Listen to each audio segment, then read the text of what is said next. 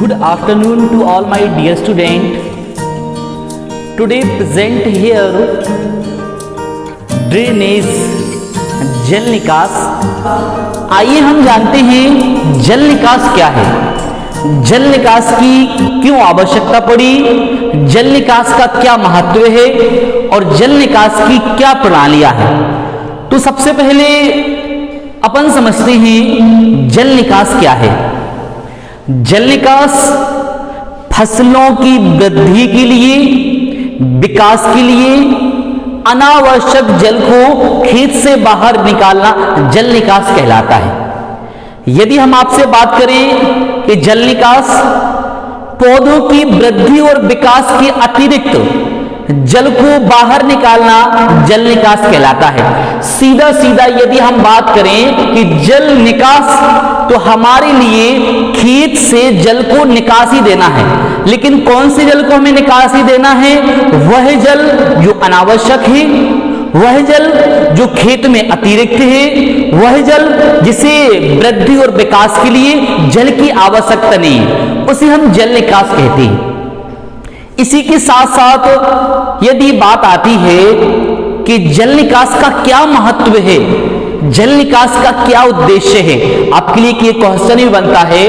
तो प्रिय विद्यार्थियों, जल निकास की आवश्यकता इसलिए खेत पर होती है या प्लांट में होती है कि ताकि रूट नोड बहुत अच्छी बन सके। यदि वहां पे जल भरा होगा तो जड़ की वृद्धि नहीं हो पाएगी और जड़ मिट्टी को पकड़ भी नहीं पाएगा। नेक्स्ट, जल निकास इसलिए आवश्यकता है ताकि मृदा की उर्वरता शक्ति बनी रहे। जल अधिक भरा होगा तो मृदा की उर्वरता शक्ति नहीं बन सकती, क्योंकि वहां की भूमि दलदली हो जाएगी। यदि हम आगे बात करें तो जल निकास इसलिए आवश्यक है ताकि मृदा का तापमान स्थिर बना रहे। पता ये चला कि जल भराव है तो मृदा का तापमान नहीं बन सकता है।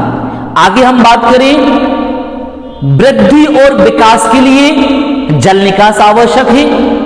यदि हम बात करें कि जल निकास क्यों महत्वपूर्ण है, तो जल निकास मृदा के तापक्रम को और वायु संचार के लिए जल निकास आवश्यक है।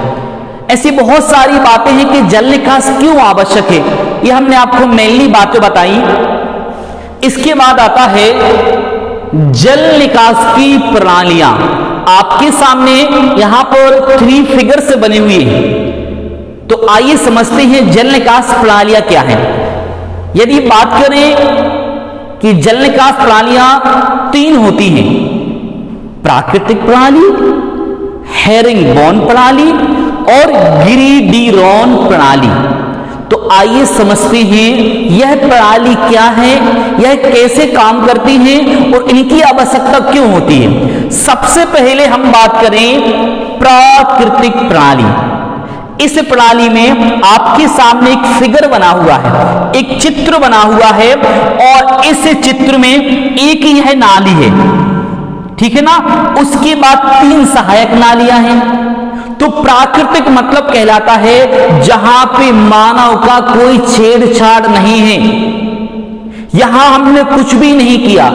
प्राकृतिक प्रणाली वह प्रणाली कहलाती है जहां पर भूमि की दिशा, भूमि की ढाल के अनुसार जल स्वयं अपना एक रास्ता बना लेता है, प्राकृतिक प्रणाली कहलाती है। जैसे आपने देखा होगा यहां पर जल ने एक अपने आप ढाल के अनुसार एक देखो यहां पर एक नाली बना ली, फिर यहां सेकंड में फिर जल ने अपने हिसाब से फिर नाली बना ली, थर्ड में भी यहां पर। इसको कहने का मतलब एक फिर है जल निकास प्राकृतिक प्रणाली वह प्रणाली कहलाती है जहां भूमि की ढाल, भूमि की सतह और भूमि की भौतिक दिशा के अनुसार स्वतः ही नालियों का निर्माण कर लिया जाता है और ये संपूर्ण नालियां जाके किसी एक स्थान या तालाब या समुद्र में मिल जाती हैं, प्राकृतिक प्रणाली कहलाती हैं। देखो यहां पर इन्होंने अपना रास्ता बनाया,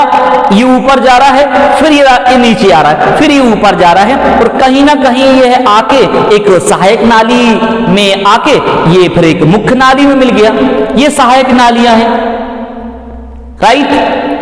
अगला है हेरिंगबोन प्रणाली। तो समझते हैं हेरिंगबोन प्रणाली क्या है। हेरिंगबोन प्रणाली वह प्रणाली कहलाती है जो खेत के बीचों बीच बनाई जाती है और सहायक नालियों को आपस में जोड़ दिया जाता है। एग्जाम्पल के तौर पे आपको यह फिगर बताएं, फिगर से समझ में आएगा। हमारे पास एक ये 5 एकड़ की लैंड थी, ओके। अब इस 5 एकड़ की लैंड पे हमने जो नालियां हैं, जो मुख्य नाली है वह खेत के बीचों बीच बना रखी है। आप देखो ये खेत के बीचों बीच है, लेकिन हमारे लिए और भी नालियां बनाना है तो खेत के बीचों बीच नालियों की अतिरिक्त हमें सहायक नालियां देना है। जैसे कि हमने ये सहायक नाली दी, ये हमने सहायक नाली दी, राइट। हेरिंगबोन प्रणाली वह प्रणाली कहलाती है जो खेत के बीचों बीच मुख्य नाली एवं आसपास सहायक नालियों को जोड़ दिया जाता है, हेरिंगबोन प्रणाली कहलाती है, राइट। यदि हम आपसे बात करें, थर्ड है गिरिडीरोन प्रणाली। नाम से ही आप कंफ्यूज कर रहे हैं कि ये कौन कौन सी प्रणालियां हैं। गिरिडीरोन प्रणाली वह प्रणाली कहलाती है जो खेत की दिशा, खेत की स्थिति, खेत की भूमि, खेत की ढाल के अंतिम सिरे की ओर बनाई जाती है। क्या कहलाती है? गिरिडीरोन प्रणाली कहलाती है। जैसे कि मैं बात करूं, हमारे पास एक 5 एकड़ का फिर वो लैंड था, तो अब हमें बीचों बीच नाली नहीं ले जाना है, हमारे लिए कट से भी नाली नहीं ले जाना है, तो हमने क्या किया कि सीधी एक नाली यहां से हमने खेत की ढाल की ओर बनाई। खेत की ढाल की ओर यह है। अब खेत की ढाल की ओर बनाने के बाद हमारे लिए पानी अन्य जगह पहुंचाना है तो इस नाली के माध्यम से पहुंचा सकते हैं, क्योंकि जब हमने ढाल दिया तो आगे सिंचाई करने पर हमारे लिए तो ये पानी इकट्ठा हो रहा है। तो इससे सबसे बड़ा फायदा ये होता है कि अन्य सहायक नालियों का पानी डायरेक्ट आके हमारे लिए मुख्य नाली में मिल जाता है। अब हमारे लिए मुख्य नाली से कहीं और भेजना है तो चाहे तो हम इस तरफ से भी भेज सकते हैं और चाहे तो हम इस तरफ से भेज सकते हैं। एक बार फिर आपके लिए रिमेंबर कराते हैं जल निकास प्रणालियां, सिस्टम ऑफ ड्रेनेज। जल निकास प्रणालियां 3 होती हैं, प्राकृतिक प्रणाली, हेरिंगबोन प्रणाली और गिरिडीरोन प्रणाली। Okay, thank you.